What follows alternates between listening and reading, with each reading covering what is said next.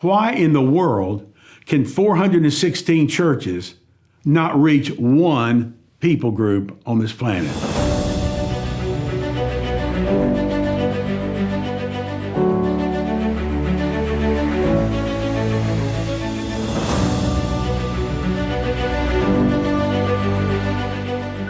Welcome back to our next session. We're all interested in fulfilling the Great Commission. That's what we live to do, and for us here at Final Frontiers, that's the entire purpose of our ministry. But today we're going to talk about how difficult it is to finish the Great Commission. Or we might say, can we really fulfill the Great Commission in our lifetime? The New Testament church was the body of Christ in a particular geographic area. They were a congregation, not a corporation. Paul wrote to the churches in the homes of people like Philemon in Colossae and Lydia in Philippi. But he also wrote to those who assembled in the metropolis of Ephesus, the third largest city in Rome at that time. Corinth evidently had two congregations. Upper Corinth overlooking the sea and inhabited by the wealthy, and then lower, or the original Corinth, situated on the docks where the merchants like Aquila and Priscilla worked in the second largest market of the empire. Now, some people believe that the two Corinthian letters, 1 Corinthians and 2 Corinthians, were uniquely written individually to each congregation with their own unique situations and problems. But others believe that the two Corinthian letters were written to both the congregations together. As Corinth began to grow, the poorer people continued to live here, and the wealthy merchants began to come up to the hillside and build their homes there where they could get some breezes and have a nice, beautiful view. In time, it became literally two different cities. We still have that today all around the world. In Honduras, you've got Tegucigalpa, the capital. But right across the river is a city called Comayuela. But they are both considered Tegucigalpa. We talk about the city of Budapest, which really should be translated Budapest. But those are actually two different cities, one named Buda, the other named Pest.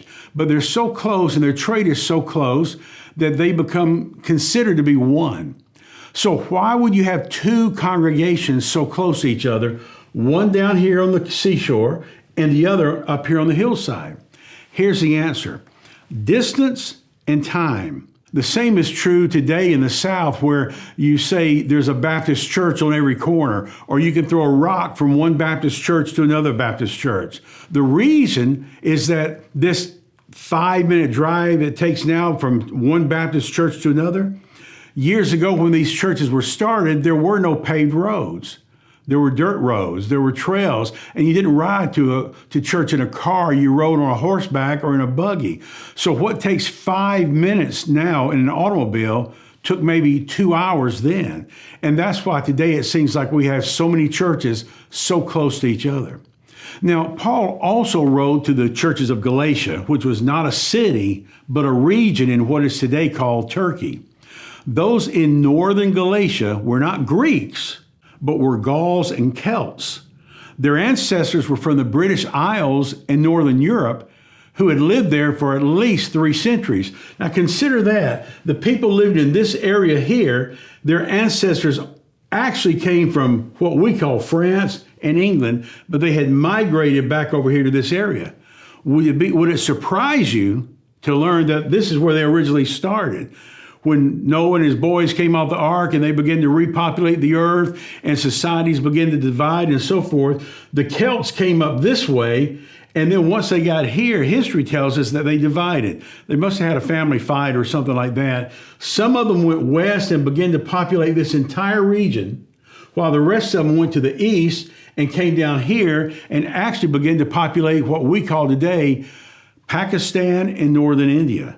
But they all came from the same family. The southern Galatians were primarily of Greek ancestry, as opposed to being from France and England. They were from this region. They had literally become a multiple people group, all from one single tribe. So those who started here populated the Gauls, the Central Europe, Northern Europe, England, Scotland, Ireland, and the others came in this direction and populated the Persians and the Indians and the Pakistanis and Azerbaijanis and so forth. So all these people groups came from one people group. And you might remember that in some of the earlier sessions when we talked about a nation being a people group, not a country. Well, finally, Paul wrote to all of the believers in Rome. This was a church he did not start, but he wrote to them stating that he was leaving Asia and on his way to Greece, and he was going to stop by there to preach to them. Why was he leaving? He said it was because he had no place left there to preach. Now, it's hard for me to imagine that in all of Greece and in all of Asia, Paul didn't have one single place he could go preach. Is that what he meant? I don't think so.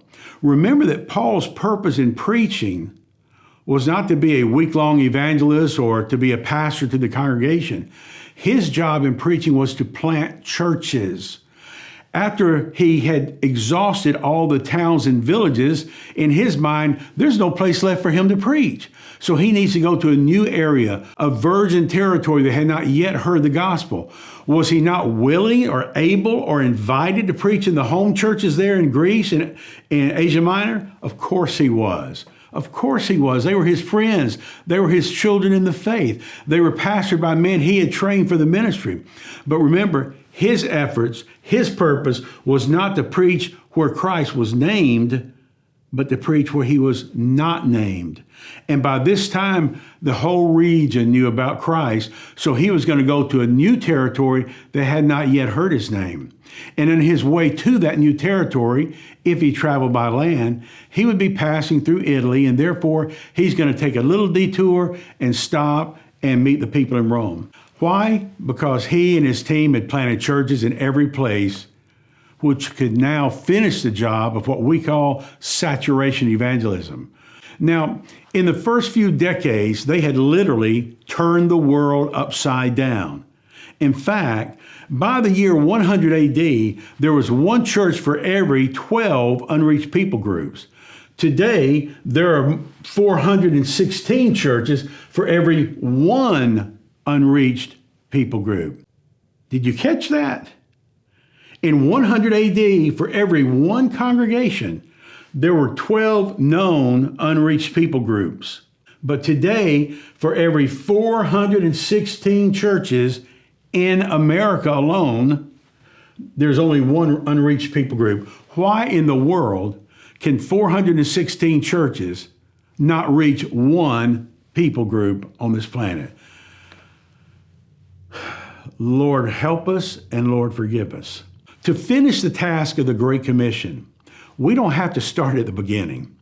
Clear the land, pour the foundation with hopes of completing the entire house someday. We only need to place the last few bricks at the top of the chimney, and it's done. If we finish the job in our generation, then future generations will only need to concern themselves with minor repairs and maybe a new roof. Consider that every church in existence was a house church until the middle of the 3rd century AD. Take a moment and think about the intimate surroundings, the close-knit relationships, and the atmosphere of family rather than corporate. How is that better or worse than what we have today? Paul targeted unreached people groups. We should do the same in our mission efforts. Paul was not an architect of churches. He was a contractor. His job was to lay the foundation and let someone else build the body. He never built upon another man's foundation. We hope you've enjoyed this episode in our Understanding the Great Commission series. If you'd like a copy of the book, it's available in paperback, audiobook, and digital download. Just click the link in the description below. Thank you for watching.